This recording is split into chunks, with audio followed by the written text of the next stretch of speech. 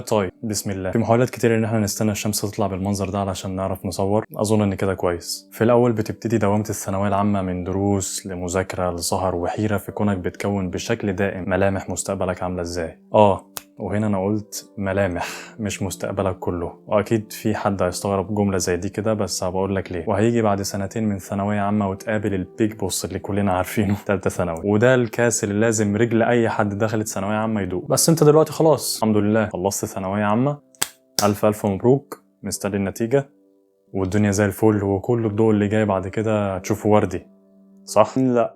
وخليني اقول لك لا ليه. انت كنت علم رياضه والحمد لله ربنا كرمك بمجموع هندسه، فاول حاجه تعملها احمد ربنا، علشان بيتهيألي ده كان حلم من احلامك، عشان اظن ان ده كان هدفك من الاول، وده اللي خلاك تكتب شعبة علم رياضه في ثانويه عامه. ايه ده؟ ثانيه واحده، هو كل اللي داخل علم رياضه مش شايف غير هندسه ومش عايز حاجه غيرها؟ هنتكلم في الموضوع ده. المهم ربنا كرمك بالمجموع وهتكتب هندسه خلاص، وهتروح تكتب لي قبل اسمك على الفيسبوك انج، وهتكتب لي في بايو الواتس باشمهندس حضر وبتاع، وانت اصلا مش عارف ايه اللي ورا الكلام الكبير ده. تعال بقى اقول لك ايه هيقابلك في هذه البسكوتايه. لو انت ما تعرفش فانا اقول لك، هندسه 5 سنين وبسم الله الرحمن الرحيم كده، اول سنه اسمها اعدادي، يعني مش اولى. استعجل انت. لا للاسف مش اولى خالص.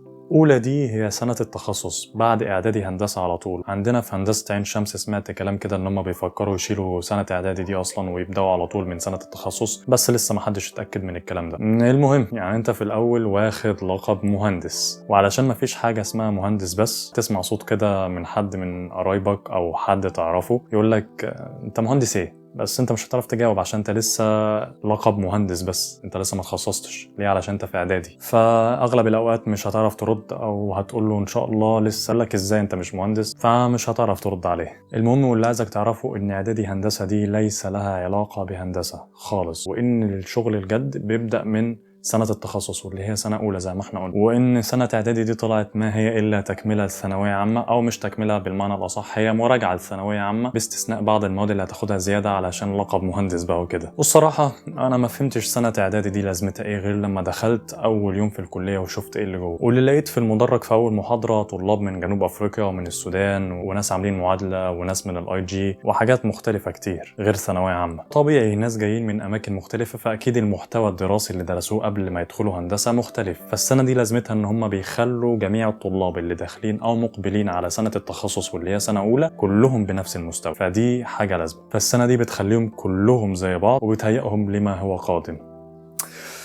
وفي مرحلة التجهيز دي بقى انت بتكون في صراع مع كل درجة حرفيا، وازاي تاخدها وتحسن من مستواك. يعني تعبت في الثانوية وجبت مجموعة هيتعمل منك قماشة مطبخ في هندسة، فما تدخلش وانت مريح، بالاخص اللي هيقدمه في هندسه عين شمس. انا عمال اقول لك انت في صراع مع الدرجات، خد اي درجه وحسن من مستواك وانت فاكر خلاص كده. ده ليه سبب، علشان زي ما قلت لك ان سنه اولى اللي هي بعد اعدادي على طول دي هي سنه التخصص. هتتخصص من غير حاجه، اكيد في تنسيق، وعلشان في تنسيق بعد اعدادي فهو تنسيق اقرب ما يكون لثانويه عامه. هتدخل التنسيق وعلى حسب مجموعك ده بقى هتلاقي نفسك مش متاح لك بعض التخصصات اللي في اولى بسبب ان مجموعك قليل واللي ممكن انت تكون عايزها. فانا بقول لك اهو، طلعت من ثانويه وناوي على هندسه، بسم الله الرحمن الرحيم كده ابدا برجلك اليمين وما تاخدش خطوه، ابدا الماراثون على طول، فيش وقت.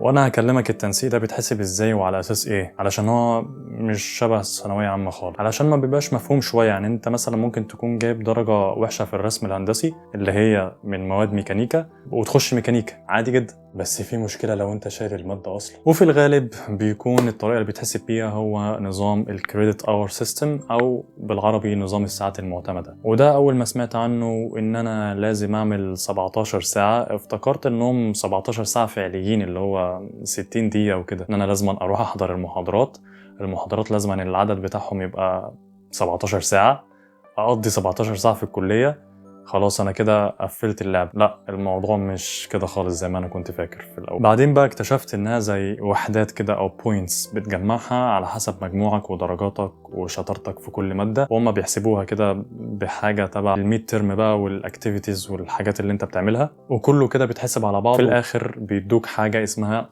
الGPA. ولو انت قفلت ال 17 ساعة كاملين اللي دي اعلى حاجة ممكن تجيبها وهي 4. سمعت صوت كده بيقول لي ايه الGPA ده كمان يا عم في ايه؟ فهو مثلا ببساطة زي ما انت بتقول لطالب ثانوية عامة انت جايب مجموع كام وتفضل تغلس عليه بهذه العبارات، انت بتقول لنا احنا كمهندسين انت جايب GPA كام؟ انت عبارة عن GPA ماشي على الارض في قلب الكلية يا باشا.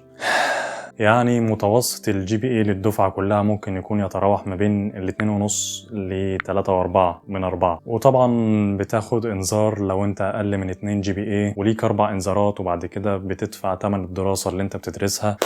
وربنا يعافينا ويبعدنا عن حاجة زي كده عشان بتبقى ارقام غير منطقية بالمرة، بس مش موضوعنا. فدلوقتي انت فهمت كده بشكل مبدئي ان اعدادي هندسه دي زي الثانويه العامه اللي بتحدد لك انت تخش ايه او قسم ايه، بس دي في هندسه، فهمت؟ فاعدادي هندسه دي زي الثانويه عامه كده ليها تنسيق، علشان في تنسيق بعد كده جوه سنه التخصص واللي هي سنه اولى. تاني للاسف تاني زائد حاجة مهمة ان انت مش هتعرف تشتغل بجانب الدراسة طول السنين دي. يعني مش اول سنة بس اللي هتكون مضغوط فيها بالشكل ده، لا كل السنين الدراسية بعد كده هتكون بالشكل ده، لا وزيادة ضغط لمدة ال5 سنين هتكون بنفس الشكل بل اصعب، من تسليم بروجكتس بقى وبرزنتيشنز واساينمنتس وحاجات تانية كتير بعد كده. وعلشان كده اللي بيدخل هندسة بيكون معروف انه ما بيفكرش زي بقية خلق الله، وان ليه طريقته الخاصة في التعامل مع المشاكل اللي بيواجهها وازاي يحلها وازاي يشوف طرق مختلفة عكس الناس اللي هتفكر بيها كده، فاهم ازاي؟ وان مثلا لو في مهندس في العيلة فده المصلح لكل شيء، علشان هم فاكرين ان ده هو اللي ختم اللعبة في التعليم خلاص. ده مهندس يا ابني اكيد عارف، انت هتهزر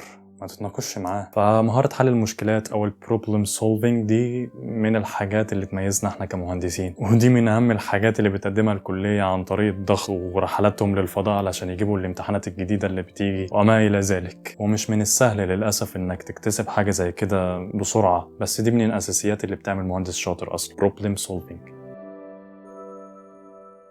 وان برضو حاجة كمان، انت كشخص ما عندكش سوشيال لايف وما بتتكلمش كتير مع ناس وما تعرفش حد في حياتك، فيا باشا هندسة هتفيض عليك بكم من البروجيكتس لا حصر لها، هتخليك تتعرف على واحد في الكلية بتاعتك. ما تقلقش من نقطة زي دي، ودي حاجة هتعلمك تتقبل وجهات النظر التانية وما تتعصبش لرأيك انت بس، وتسمع كل الآراء اللي حواليك وتحسن من حاجة زي كده. فبس زي ما بتضغط وبتشوف حاجات كتير وحشة، فانت بتشوف حاجات كتير حلوة جدا، وهيبقى بعد ما تتخرج ان شاء الله هتقول يا ايام الكلية دي وزمن في حاجات حلوة كويسة وجميلة جدا. يعني في سكيلز وحاجات كتير جدا بتكتسبها من هندسة كويسة ومفيدة جدا في حياتك. شوف، علشان انت سامعك من اول فيديو بتقول بتعقدني وبتحبطني ومش هدخل وبتاع، ظلمتني. بجيب لك المحاسن والمساوئ، بس انت انوي بس وتوكل على الله ربنا معاك. ونيجي هنا لسؤال كنا سألناه في اول حلقة، ومش سألناه بالنص بس هنجاوب عليه: هل هندسة تستحق؟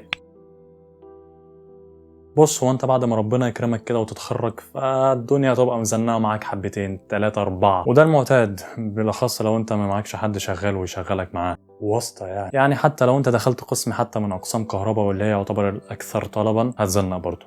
وعلشان كده الاغلبيه العظمى مش بتلاقي شغل بسرعه او مش بتلاقي شغل اصلا. بتعقدنا انت والله. في فرق، انا بوعيك انا ما عملتش حاجه. بس لو انت ما لقيتش نفسك حابب الجو ده من بداية سنة اعدادي، او انت خلاص خلصت سنة اعدادي ولقيت نفسك مش مرتاح للجو ده، حول. سهل، اي نعم في البداية هيبقى صعب تقبل الفكرة وانك بتتخلى عن اللقب، بس لا، شوف اللي انت حابه وعايزه وابدأ فيه واشتغل. شوف، جرب حاجات جديدة، شوف اتعلم مثلا برمجة، موشن جرافيكس، اي حاجة جديدة، وشوف انت مبدع في ايه وعايز تكمل فيه فعلا. وبس افضل جرب وجرب وجرب لحد ما توصل لحاجة انت حاببها. او من الاول خالص زي ما سألت في اول الفيديو لو انت مركز معايا: هل كل حد كتب علم رياضة في ثانوية عامة لازم يبقى هندسة؟ بص، لو ده حلمك فتمام، كمل ربنا معاك، انت عارف انت عايز ايه دي ليه. لكن ده لو مش طموحك من الاول بس دخلت علشان ترضي حد سواء من الاهل او فلا، اعمل اللي انت عايزه مش اللي الناس عايزاه. حتى لو اهلك، انت اضرب نفسك وشوف انت عايز ايه. ودي فكرة أكاد أشوفها بشكل كبير وفي كل الناس، إن اللي هو أنت دخلت علم رياضة يبقى أنت يا باشا من دلوقتي مهندس، وأي حاجة غير كده يبقى من المحرمات.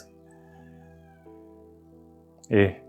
فأحب أقول لك لأ، ما بعد علم رياضة في حاجات كتير جميلة جدا زي كمبيوتر ساينس أو فنون جميلة، وحتى جميع اقسام ادبي متاحه ليك وبتنسيق اقل. فشوف انت عايز ايه وما تقعش في دوامه اللي هو لو مش حاببها هتكمل دراسه فيها علشان تتخرج منها ويبقى معاك تعليم عالي علشان شكلك في المجتمع ما يصحش. ولو تلاحظ ان انا قلت تكمل دراسه فيها ما قلتش تكمل حياتك، علشان اصلا منظومه التعليم ككل مش تحديد مصير نهائيا، وانك ممكن تظبط وتعمل حياتك اللي انت عايزها واللي انت حاببها زي اغلب المهندسين اللي اتخرجوا وعملوا شيفت كارير، ومنهم يوتيوبرز مشهورين خلي بالك ومعروفين قوي. ليه؟ علشان عملوا اللي بيحبوه فحبوا اللي بيعملوه جدا فانتجوا من اللي بيحبوه. فعشان كده بقول لك وبعد لك كذا مرة، شوف انت حابب ايه وطور من نفسك فيه وابدأ، وربنا معاك ويوفقك. حتى لو انت في هندسة او داخل على الهندسة فلازم تكون عارف من الاول انت عايز ايه وعايز قسم ايه بالتحديد، مش مجرد عايز ادخل اعلى حاجة وخلاص. علشان بشوف كل شوية طالب كاتب لك ميكانيكا احسن ولا كهرباء وكلام كتير من ده يخليك تعرف ان ده مش عارف هو عايز ايه، واغلب الظن بيكون مجموعه في الارض علشان انت من الاول انت مش عارف انت عايز ايه وما سعيتش على حاجة وما عندكش هدف تسعى علشانه عشان يبقى عندك مجموعة اصلا. فمن دلوقتي جرب وسرش وشوف انت عايز ايه بالظبط. وبس ده كان اول فيديو هينزل على القناه باذن الله، فلو انت حابب تشوفني تاني وتشوف المحتوى الجاي باذن الله فانت عارف المطلوب، ما تكسفناش بقى، ولايك وكومنت جميل زيك يا باشمهندس تقول لي ايه الحاجات اللي عجباك في الفيديو، وشير علشان تفيد صحابك اللي في ثانويه عامه واللي مقبلين على هندسه باذن الله. فانا في عدد المشتركين عشان نوصل لعدد كويس باذن الله على بدايه الدراسه، فخليك معايا من الاول واشترك علشان بعد سنين كتير ان شاء الله من تطوير المحتوى هنوصل لرقم كبير كده وتعرف نفسك ان انت كنت معايا من البدايه، وابقى ارجع للفيديو ده كده كمان كام سنه وانا معدي رقم كويس قوي كده باذن الله. ومستني اشوف ناس منكم السنه الجايه يقولوا لي شفنا الفيديو بتاعك قبل ما نقدم في هندسه. وفي الختام احب اقول لك هندسه بسكوتايه بس مش للعب. سلام.